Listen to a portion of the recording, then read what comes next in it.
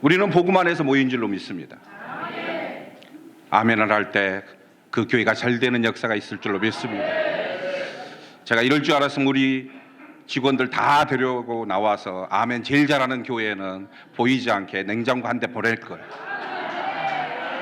역시 성도님이나 목사님이나 사모님이나 다 상품에 눈이 어둡다는 건, 제가 오늘 침례 요한의 역할을 해야 제 뒤에 오는 우리 최인선 목사님께서 내일 뜨겁게 우리의 상한 마음과 상처 입은 마음과 그리고 어찌할 바는 모르는 마음을 노타리를 쳐야 우리의 목회가, 우리의 농어촌 소행교회가 살아날 줄로 믿습니다. 지금 이 시대는 사람이 꼭 필요한 시대입니다. 그 사람으로 하여금 교회도 살렸고 나라도 살리고 백성도 살리고 모든 것을 살릴 줄로 믿습니다. 오늘 이곳에 모인 부인들은 어떤 분이냐? 저는 기도합니다. 살리는 사람입니다. 살리는 사람이 죽어 있으면 죽어가는 영혼도 살리지 못하고 오히려 내가 죽은 영혼이 된 줄로 믿습니다. 살아있기에 살아있는 소리를 하는 농어촌 선교회. 그렇습니다. 성경은, 우리가 성경을 잘 읽어보니까 성경의 이야기는 이런 이야기더라고요. 절망 가운데서 누구를 만났냐면 하나님을 만난 이야기입니다. 그리고 그 하나님을 만나니 그 인생이 어떤 인생으로 바뀌어졌냐면 전혀 다른 인생으로 변한 사람들의 이야기가 성경의 이야기입니다. 저는 오늘 그 이야기하러 나왔습니다. 다른 이야기가 아니라 성경을 통해서 변한 사람들의 이야기. 어쩌면 사도행전의 이야기가 그 증거자의 삶을 살아가는 이야기인 거예요. 그렇다면 그 사도행전에 나오는 이야기, 성경에 나온 이야기가 그들만의 이야기가 아니라 우리의 이야기가 된 줄로 믿습니다. 우리의 이야기가 돼서 새로운 눈을 뜨고 그 눈을 통하여 새 역사가 이루어지는 것입니다. 성경은 왜냐하면 인간의 능력을 말하지 않고 있습니다. 만약에 그 인간의 능력이 그렇게 됐다 하면은 성경은 하나님보다 더 앞선 겁니다. 그렇지 않습니다.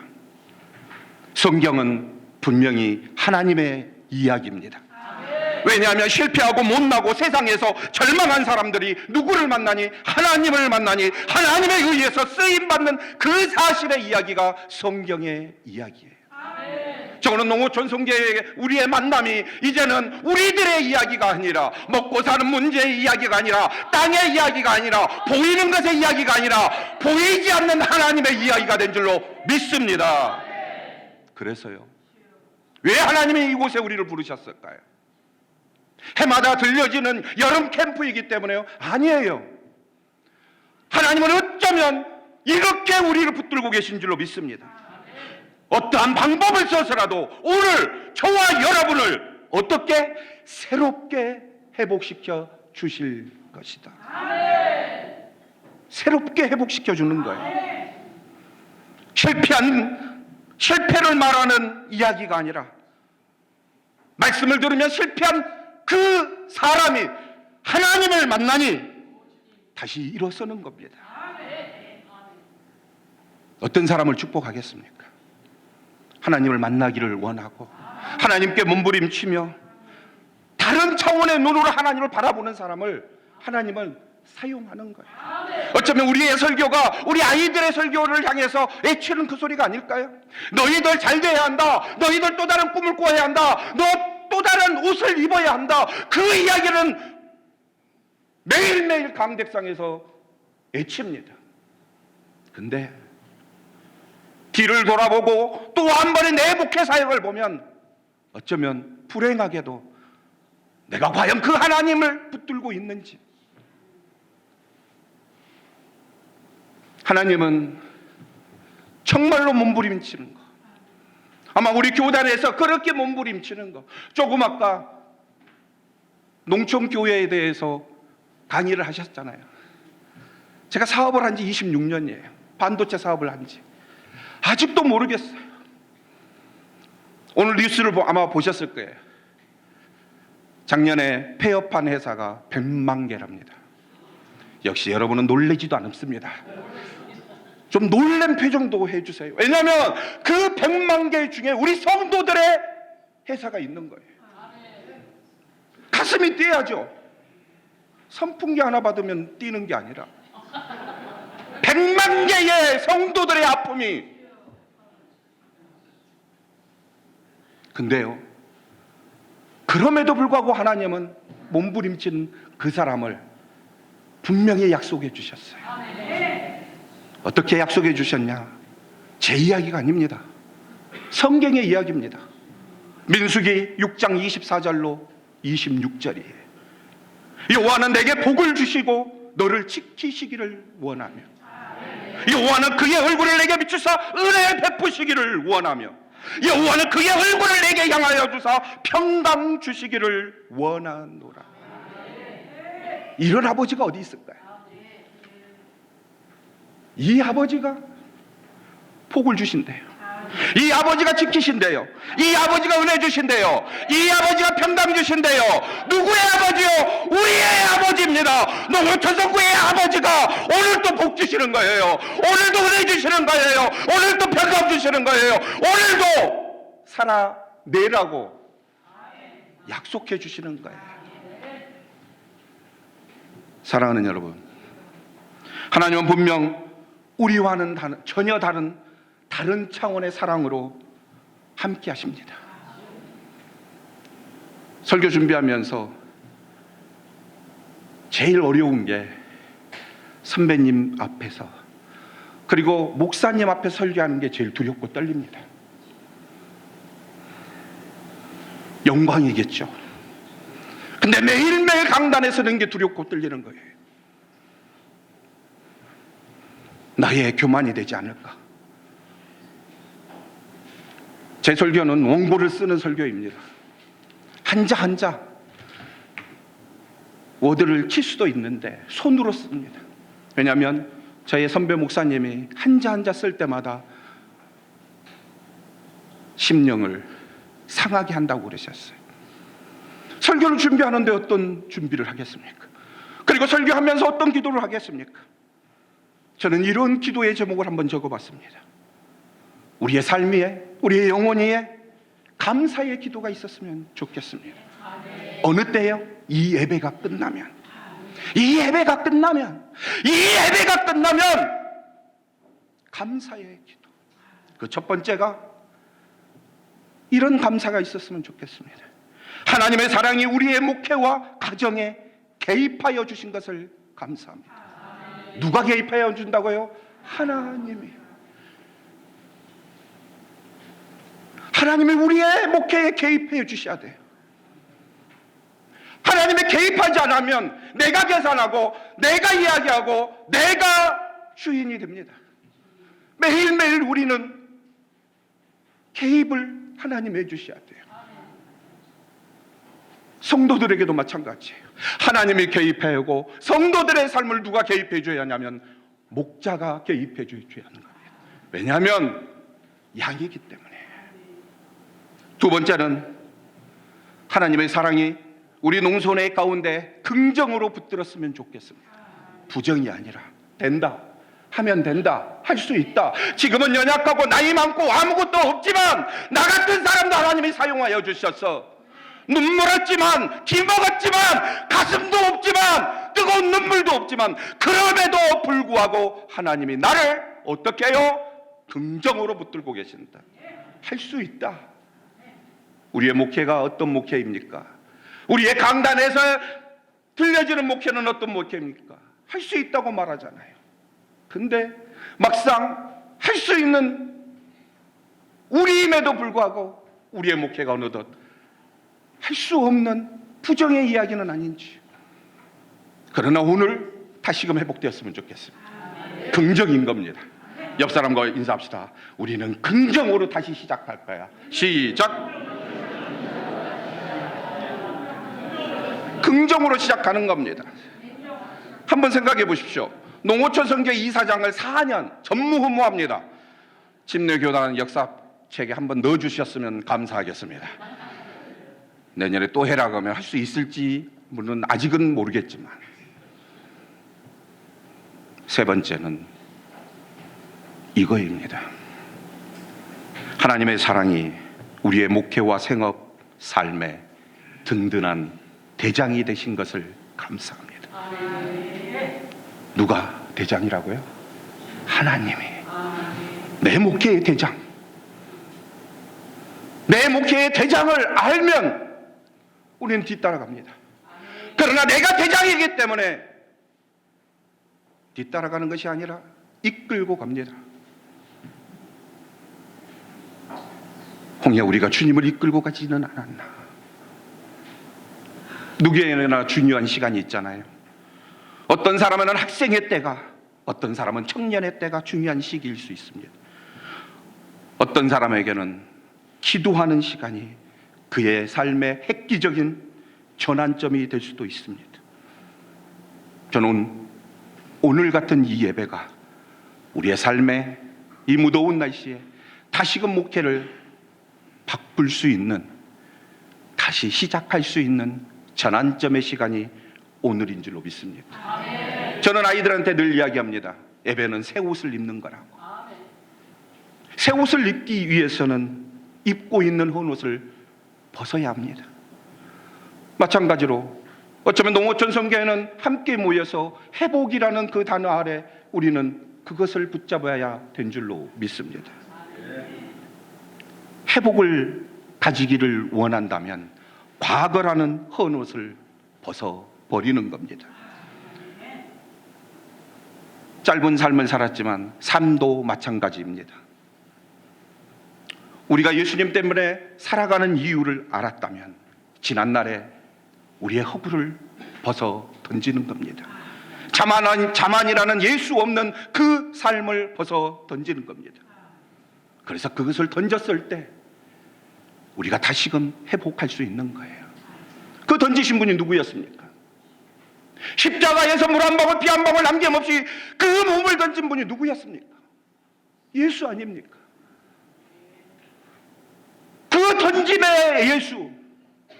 그렇다면 우리가 그 몸을 던졌을 때 우리의 성도들의 삶은 변화된다, 안 변화된다? 변화되는 거예요. 그래서 성경은 던지고 싶어하는 사람에게 정확하게 찔림의 말씀을 해주신 겁니다. 어디에 나와 있냐고요? 성경에 나와 있습니다. 요엘서에 2장 13절에 던졌을 때 화끈히 던져라고. 너는 옷만 찢지 말고 마음을 찢고 내게 돌아오라. 너는 옷만 찢지 말고 마음을 찢고 내게 돌아오라. 이 말씀이 우리의 울림이 되었으면 좋겠습니다. 어쩌면 이 울림은 이런 울림인 것 같아요. 믿음이 뭔지 아느냐? 믿음은 너의 가슴에 상처를 내는 거야. 이 말씀은 너의 가슴에 상처를 내는 거야. 상처를 낸다는 건 뭐냐면 네가 상한 심령이 돼야 내 영혼이 네 속에 들어가는 거야. 상하고 동의하는 마음으로 시작하는 것이 믿음이야. 그리고 이렇게 나아가는 거야. 예수님이 너를 위해 죽으셨어. 십자가를 지셨어. 다시 살아나셨어. 승천하셨어. 다시 오실 것을 믿는 거야. 네가 만난 예수를 그렇게 전하는 거야. 네 마음의 상처를 내는 것이 마음을 찢는 거야. 그리고 외치는 겁니다. 일어나라고. 누구로? 예수로 다시 한번. 일어나라고. 누구로? 다시 한번 예수로. 그렇다면 믿음으로 세상을 이기는 겁니다. 그리고 믿음의 생각으로 믿음의 일을 하는 것입니다. 오늘 설교의 제목은 예수 부활을 증거하는 신앙의 용기입니다. 신앙의 용기는 무엇일까요? 진정한 용기는 무엇일까요? 결론으로 말하면 진정한 신앙의 용기는 예수 그리스도입니다. 예수 그리스도가 역사의 주인이고 예수 그리스도만이 죄의 문제를 해결하셨고 예수 그리스도만이 진리이고 생명이라는 겁니다. 근데 오늘 성경에 보니까 부활을 모르는 세상 사람들, 사두개파 사람들은 복음보다는 무엇에 이끌려 갔느냐면 자기의 이익에 앞장섰다는 거예요. 본문의 앞장, 사도행전, 오늘 본문이 사도행전 4장이잖아요. 사도행전 3장으로 가보면 놀라운 일이 벌어집니다. 우리가 너무나도 잘 아는 말씀입니다. 성전 미문에 있는 나면서부터 못 걷는 안전뱅이가 일어났습니다. 그리고 5,000명의 장정이 베드로의 설교를 통해서 그리스도 앞으로 돌아옵니다. 기적입니까? 기적 아닙니까? 놀라서 자빠질 일이죠. 좀 아멘 좀 해주세요. 아멘. 여러분의 마음 가운데 5,000명이 들어온다고 하면 여러분들은 어떻게 하시겠습니까? 안수를 했는데 성도들의 모든 걷지 못한 사람이 일어났다. 그러면 난리가 납니까? 안 납니까? 난리가 나야죠. 하나님의 역사가 일어나고 복음이 전파되는 그곳에 믿지 않는 장정, 그것도 5,000명의 장정이 예수 믿겠다고 몸부림치는데 난리가 나야죠. 기적이 일어나고 회개가 일어나면 더 큰 역사가 일어나는데 오늘 사도행전 4장에 보면 오히려, 잘 보세요, 오히려 누구를? 베드로와 요한을 체포합니다. 있을 수나 있는 일입니까? 복음이 전파되고 눈물을 흘리고 가슴을 치고 못 걷는 사람이 일어나고 기머거리가 귀를 듣고 못 본 사람이 눈을 뜨고,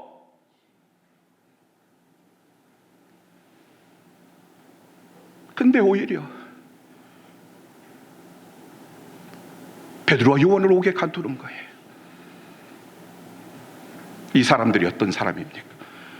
잘 보십시오. 왜 가뒀냐면 그들은 부활도 천사도 없다고 주장하는 사람들입니다.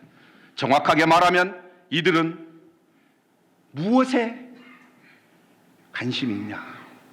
진리에는 관심이 없고 오로지 정치 권력에 관심이 있고 자기들의 이익이 있느냐 없느냐,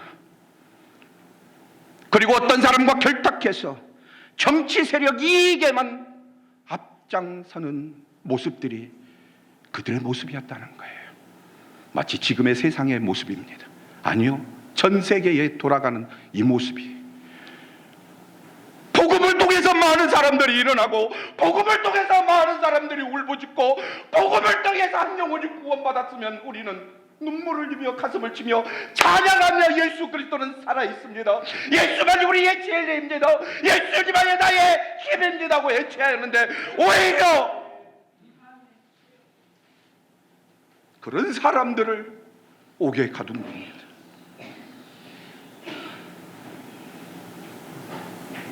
그런 그들 앞에, 오늘 성경의 이야기가 그런 그들 앞에 굴복되지 아니하고 애치는 신앙의 용기, 그 사람이 있었다는 겁니다. 그들 앞에 베드로와 요한은 오히려 누구를? 예수의 부활과 진리를 가르치며 복음을 전합니다. 그들의 입은 어떤 입이었습니까? 신앙의 용기의 입인 줄로 믿습니다. 저는 농어촌 선교에 이 입이 필요한 줄로 믿습니다. 어떠한 상황에도 어떤 삶의 여정에도 내 입은 사두개파의 사람들의 입이 아니라, 사두개파 사람들의 모습이 아니라 내 입과 내 행동과 내 모든 꼭지점은 예수 그리스도. 아멘. 성경을 잘 보십시오. 그 입술로 사용되는 놀라운 사건, 사도행전 4장 4절에 말씀을 들은 사람 중에 믿는 자가 많으니 남자의 수가 약 5천이 되었더라. 신앙의 용기에 입은 이런 변화가 있는 줄로 믿습니다. 성령 충만으로 베드로가 복음을 전하니까, 말씀이 들어가니까 몇 명이요? 5,000명. 우리의 입은 어떤 입입니까? 지금 내가 말하는 입은 어떤 입입니까? 지금 내가 말하는 입은 어떤 입입니까? 지금 주님 앞에서 말하는 내 입은 어떤 입입니까? 왜 그 사람만 복음이 나타날까요? 나에게도 나타날 수 있는데, 나에게도 나타나서 그러한 일들을 할 수 있는데,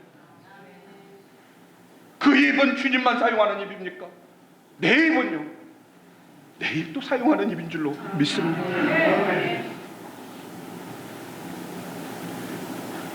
베드로의 설교를 듣고 가슴에 찔림을 얻고 5,000명이 왔어요. 근데 부활을 모르는 사두개파 사람들은 전혀 다른 반응을 하는 모습이에요. 안전뱅이가 일어나고 부활의 복음이 전파되어 회개가 일어나며 새바람이 불면 감사하고 모두가 예수 앞에 돌아가고 가슴을 쳐야 하는데 반응이 오히려 어떻게 됐다요? 베드로, 요한을 체포한 것입니다. 왜 그럴까요? 육신적으로 보면 자기들의 밥그릇이 줄어드니 이 시대에 나타난 반응들은 아닌가요? 근데 그러한 모든 것을 예수님은 정확하게 알고 계신 것을 말씀해 주셨어요. 사도행전 4장 2절을 보십시오. 예수 안에 죽은 자의 부활이 있다고 백성을 가르치고 전함을 싫어하며, 베드로와 요한은 그 예수 앞에 몸부림치면서 전하는데 오히려 그 부활을 전하는 데 있어서 싫어했다는 거예요. 누가요? 사두개파 사람들, 그때 당시에 로마 관리인들이. 왜 싫어했을까요?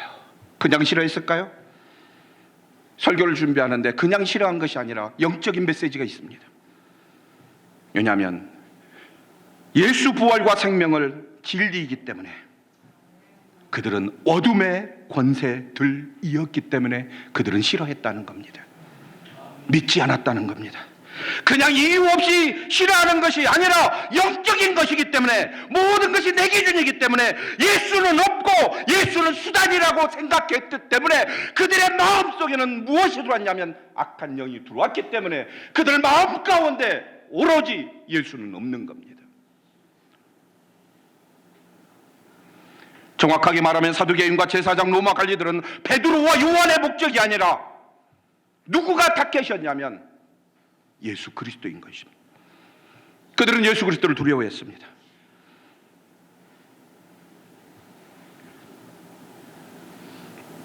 그리고 왜 싫어하는지 그러한 모습들을 보면서 예수님은 정확하게 요한복음에 그 나타날 일들에 대해서 또 말씀해 주셨어요.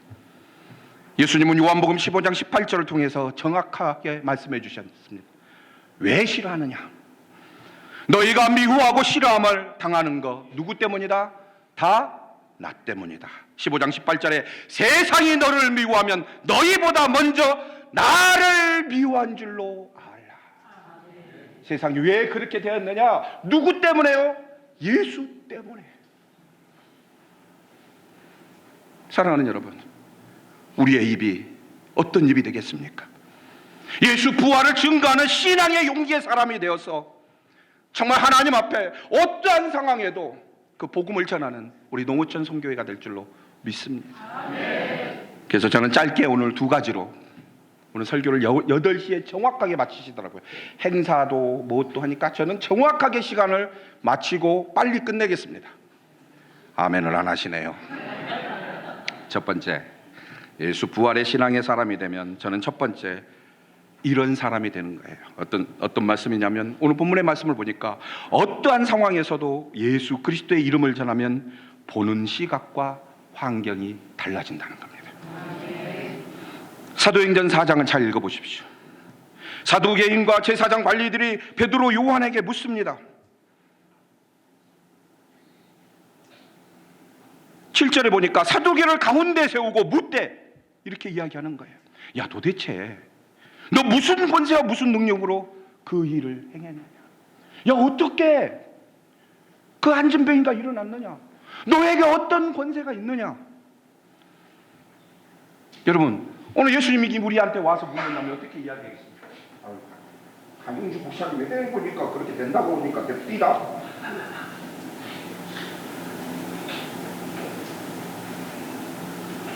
근데 오늘 성경에는 정확하게 이야기했습니다. 베드로는 성령이 충만하여 이야기했다는 겁니다. 그래서 우리의 마음 가운데, 우리의 삶 가운데 성령이 충만하지 아니하면 어떠한 상황에도 이야기하지 못하는 거예요. 그래서 오늘 우리가 모인 것은 뭐냐면 다른 거 없어요. 성령 충만. 다시 그 성령 충만으로 들어가자. 어떠한, 도대체 한번 물어보세요. 예수님이 와서 너 어떻게 했냐? 아유, 저는 네 성령의 충만함으로 베드로와 같은 그 용기의 신앙을 했습니다. 자신 있게 이야기하는 겁니다. 그와 마찬가지로 오늘 베드로한테 이야기하는 겁니다. 너 도대체 어떻게 그 일을 행했느냐? 베드로가 이릅니다. 백성들의 관리들과 장로들아, 잘 들으라. 내가 병자에게 행한 착한 일에 대해서 이 사람이 어떻게 구원받았냐고? 9절이에요. 10절. 그리고 나서 정확하게 이야기합니다. 모든 이스라엘 백성은 이것을 분명히 아십시오. 어쩌면 나에게 하는 말이고 우리들에게 하는 말입니다. 여러분이 십자가에 못 박아 죽였으나 하나님이 죽은 자 가운데 살아나신 나사렛 예수 그리스도의 이름으로 이 사람이 건강하게 되었습니다. 이분이 누군지 아세요? 11절. 이분이 누군지 아세요? 예수입니다. 우리 예수님은 너희 집 짓는 사람들에게는 버림받은 돌이었지만 집 모퉁이의 머릿돌이 되신 분입니다. 어떤 권세예요? 12절. 다른 거 없습니다. 다른 이로는 구원을 받을 수 없고 다른 일에서 이런 역사가 일어나지 않습니다. 천하 사람 중에 구원을 받을 만한 다른 이름을 우리에게 주신 일이 없습니다. 오직 예수만이 우리의 구원이고 이 일을 행했습니다. 사랑하는 여러분, 우리의 복음의 현장이 이런 목소리가 되어야 된 줄로 믿습니다. 어떠한 상황에도 진정한 예수를 전하는, 오늘 성경에 오늘 본문의 첫 돼지처럼 진짜 예수 전하면 보는 시각과 환경이 달라지는 거예요. 잘 보셔요. 그렇게 전했더니 성경을 읽으면 너무나도 재미있는 이야기가 펼쳐지는 거예요. 그렇게 베드로가 이야기를 했습니다. 그리고 그 뒤쪽에 가면 베드로가 어떤 사람이었고 어떻게 일이 벌어졌고 그 상황에는 그들이 어떻게 두 손을 드는지 사도행전의 4장의 이야기가 그 이야기예요. 13절에 이제 변화는 놀라운 변화가 일어납니다. 13절. 그들의 베드로와 요한이 담대하게 말함을 보고 그들은 본래 배운 것이, 잘 들어보세요, 그 사람들의 생각에는 원래 배운 것이 없고 보잘것없는 사람인 줄 알았는데 이렇게 담대하게 말하는 것을 보고 놀랬다는 겁니다. 그 사람들이 어떤 사람이었습니까? 어부였어요. 평범한 사람이었어요. 다혈질이었어요. 아무도 알아주지 않는 존재였어요. 티끌 같은 존재였어요. 그러나 부활의 예수가 그 삶 가운데 들어가니 그의 입은 배운 것이 없는 입이 아니라 아무도 알아주지 않는 입이 아니라 진짜 예수를 전하는 입인 줄로 믿습니다. 그 입이 누구의 입? 베드로의 입. 그 입이 누구의 입? 나의 입. 그 신앙이 누구의 신앙? 나의 신앙. 그 교회가 어떤 교회? 여러분의 교회, 우리의 교회, 우리의 교단.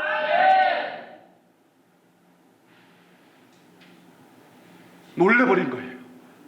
그냥 예수와 함께 그냥 뒤쫓아 다니는 사람인 줄 알았는데 아무것도 배운 것도 없고 정말로 보잘것없는 사람인 줄 알았는데 한마디 한마디 한마디 한마디 들려지는 이야기가 진짜예요.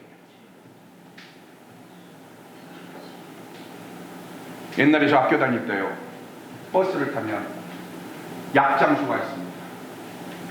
그리고 시계장수가 있었어요. 이것으로 말하면, 이 약으로 말하면 뭐 어떻게 저쩌고 해서 이게 이 약을 먹으면 뭐 몸이 다 나서 버리고 막 그러잖아요. 그게 진짜 약이었나요? 진짜 약이었어요? 가짜 약이었어요.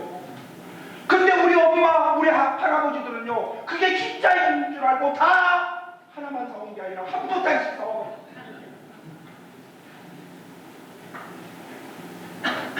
가짜를 가지고 진짜처럼 팔아서 내리는 눈을 씌우는데 우리는 복음이 가짜입니까 진짜입니까? 진짜를 가지고 한 영혼도 구원을 못 시고 진짜를 가지고 내 인생의 마지막 독장량을 알면서도 지금 있는 그대로 실패하고 낭망하고 좌절하고 내 눈에 보이는 것을 향하여 가고 보이지 않는 것을 향해서 찾아야 한다면서 말은 하지만 내가 가지고 있는 약장수는 정말 잘 전해봤는지. 조금 아까 이사장 임기 끝나니까 비타민 드시라고 우리 차 회장님께서 주셨습니다. 이 약의 효능이 어디에 있는 줄 아세요? 마음에 있는 거예요. 우리 주님, 그것보다 더 무대예요. 진짜 중에 진짜를 전하면 주님이 우리의 모든 교회를 그냥 놔두겠습니까? 오늘 또 사람 붙여주시고 내일 또 사람 붙여주시고 또 다른 모든 지체들을 보내주시고 없는 게 아니라 내가 어떻게 주님 앞에 매달리고 내가 어떻게 사용되는 입이냐에 따라 구석구석에 숨어있는 조력자들이 나도 모르게 제가 설교를 준비하는데 어저께까지는 실은요 봉투 준비 안 했습니다. 근데 지난번에 제가 정중환 목사님하고 약속한 게 있어요. 근데 저분이 회장 임기가 내일이면 끝났네요. 근데 평생에 저는 연수가 될 것 같아요. 자 목사, 나 그런 사람 아니다. 난 너를 위해서 형처럼 아니 같이 동역자처럼 지난 3년 동안 같이 4년 동안 같이 했는데 내 임기 때 안 도와줘? 그럼 저는 평생에 원수가 된다, 원수가 안 된다. 아니 있는 그대로 원수가 된다, 안 된다. 누구일 때는 이사장이고 누구 할 때는 괜찮아요. 누구일 때는 아무것도 아니에요. 제 마음에 울림이 있어요. 내 마음이 편안해. 이럴 줄 알았으면 냉장고 한 20대씩 다 돌려버려요. 어떤 사람은 그렇게 늦지 않았어요. 장 목사님.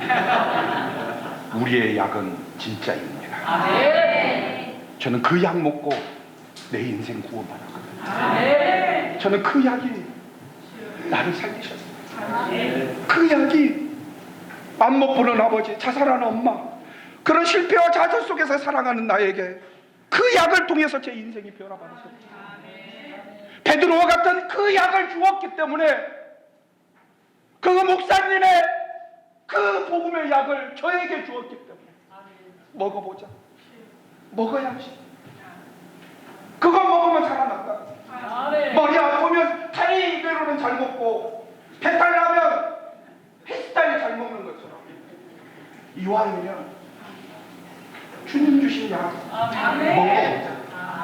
먹어봤더니 여러분 제가 오늘요 이 약을 아니 이 옷을 입고 오니까 우리 후배 목사가 제가 항상 이 옷을 입으면요 누구처럼 좀 그랬대요. 진부한 조폭이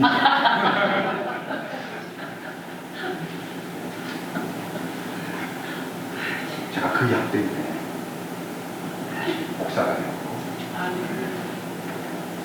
그 약 때문에 우리 목사님과 만나셨잖아요. 그 약이 우리가 선포될 때 우리의 청년들 틀림없이 변화된 줄로 믿습니다. 14절에 계속해서 그 복음의 메시지가 전달되니까 놀라운 은혜가 반전이 되는 거예요. 또 병 나은 사람이 그들과 함께 서 있는 것을 보고 비난할 말이 없는지라. 아멘. 얼마나 깔봤습니까? 비난투성이었어요. 잡아다가 비난하고 어떻게 하면 죽이려고 했는데 하나하나 물었는데 다 진짜이거든요. 성경이 쓰여졌잖아요. 그들 생각과 그들의 입이 바뀌어지는 거예요. 우리의 복음이 그런 은혜가 있을 줄로 믿습니다. 성령 충만의 부활 신앙의 용기는 모든 것을 바뀌게 합니다. 사랑하는 여러분, 우리가 베드로처럼 성령 충만의 사람이 되면 변화는 일어난다, 안 일어난다? 일어난다. 상황이 바뀐다, 안 바뀐다? 바뀐다. 보는 시각도 달라진다, 안 달라진다? 달라진다. 한번 생각해 보세요. 멀쩡한 사람이 마귀가 들어가면 마귀 들어갔다고 볼 수 있어요? 없어요? 알죠. 멀쩡한 사람이 마귀 지르면 저 마귀 짓이네. 근데 멀쩡한 사람이 성령 충만의 사람이 되면 성령 충만의 행동을 하는 거예요. 사두개인과 제사장, 노마 관리들은 무엇에 관심이 있었을까요? 그들의 관심은 정확하게 말하면 한 영혼이 구원받았느냐, 한 영혼이 어떻게 예수 앞에 돌아왔느냐, 한 영혼이 어떻게 예수 때문에 살아가느냐에 관심이 아니라 그 예수가 주인이냐, 그 예수가 구원자냐야 관심이 아니라 그들은 정확하게 말하면 손해를 보느냐, 이익이 되느냐, 부활신앙의 모든 것들이 자기 기준이었다는 것입니다. 저는 농구촌 선교의 모든 목회, 우리 목사님들의 이제 우리의 모임들이 용기의 선포가 있었으면 좋겠습니다. 그 용기의 선포로 세상에 대해서 외치는 겁니다. 예수만이 우리의 진리이고, 예수만이 우리의 승리자이고, 예수가 우리를 구원했다고. 그리고 나서 그렇게 전하니까 15절에 계속해서 참 멋진 상황이 전개가 됩니다. 15절, 명하여 공회에서 나가라 하고 서로 의논합니다. 16절에 야, 이제 어떻게 하냐, 잡아 놨긴 놨는데 이제는 대책이 없는 거예요. 어떻게 해야 할지 모르는 거예요. 그리고 그들로 아마 기적이 일어났던 사실은 예루살렘에 사는 모든 사람이 다 알고 있는데 이제 어떻게 해야 할까? 그러니까 그들의 입이 17절에 이렇게 이야기합니다. 이것이 어떻게 해요? 민간에 더 퍼지지 못하게 하여 그들을 위협하여 이후에는 이 이름으로 아무에게도 말하지 말아요. 이제 부탁하는 거예요. 제발 예수만 빼고, 제발 예수만 빼고. 복음이 이런 능력이 있는 줄 믿습니다. 진정한 신앙의 용기의 선포로 오로지 복음 앞에 전했더니 이제 그들의 입이 부탁하는 거예요. 왜요? 다 알잖아요. 그게 진짜이거든요. 그리고 나서 이야기하는 거예요. 아니, 부탁하는 거예요.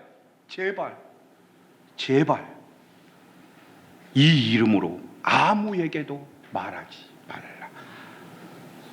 18절, 그들을 불러 경고하여 절대로 예수의 이름으로 말하지도 말고 가르치지도 말라 하니. 우리의 목회가 그런 목회가 된 줄로 믿습니다. 농어촌 송교의 목회가 정말 예수 붙들면 이런 역사가 일어난 줄로 믿습니다. 사도행전 4장의 역사가 그들의 역사의 이야기가 아니라 우리들 농어촌 목회에 일어나는 일들이에요. 이제 두 번째, 부활신앙의 용기의 사람이 되면 두 번째는 끝까지 예수 복음의 말을, 끝까지 예수의 이름만을 증거하는 목소리로 사람 살리고 생명 살리는 우리의 목회가 되었으면 좋겠습니다. 19절에 또 계속해서 반전의 이야기가 나옵니다. 베드로와 요한이 대답하여 이르되, 이렇게 이야기하는 거예요. 하나님 앞에서 너희의 말을 듣는 것이 하나님의 말씀을 듣는 것보다 옳은가 판단하라. 내가 네 말을 듣겠냐? 하나님 말씀을 듣는 거지. 20절 이렇게 이야기하는 겁니다. 우리는 보고 들은 것을 말하지 아니할 수 없다 하니. 21절 마지막이에요. 관리들이 백성들 때문에 그들은 어떻게 처벌을 할지 방법을 찾지 못하고 다시 어떻게 해요? 이업했어요. 근데 이업할 수가 없어요. 더 크게 이제 할 수가 없어요. 그랬더니 놓아 주었습니다. 그리고 나서 놓아 주면서 어떻게 했냐? 이 모든 사람이 된 일을 말하지 말고 그렇게 하면서 놓아 줬습니다. 이게 하나님의 영광을 주고 있습니다. 우리의 목회 현장에 이런 역사가 일어날 줄로 믿습니다. 부활 신앙의 선포는 승리입니다. 하나님의 영광입니다. 그런데 기적을 보고도 우리의 모습은 어떠할까요? 우리의 모습은 배짱의 목회는 있습니까? 오직 예수 만나 정말 배짱을 가지고 배짱의 목회, 양을 치기 하여 정말 예수 복음 앞에 몸부림치는 그 배짱의 목회가 베드로와 같은 목회가 하는데 우리의 목회는 지금 어떤 목회인지. 사랑하는 여러분, 배짱의 목회는 어딘가 떠났습니다. 지난날 내가 부름받았을 때는 베드로의 입이었습니다. 지난날 내가 하신학교에 들어갈 때는 우리의 모든 것을 드리고자 몸부림쳤던 우리들의 입이었습니다. 그러나 생각해보니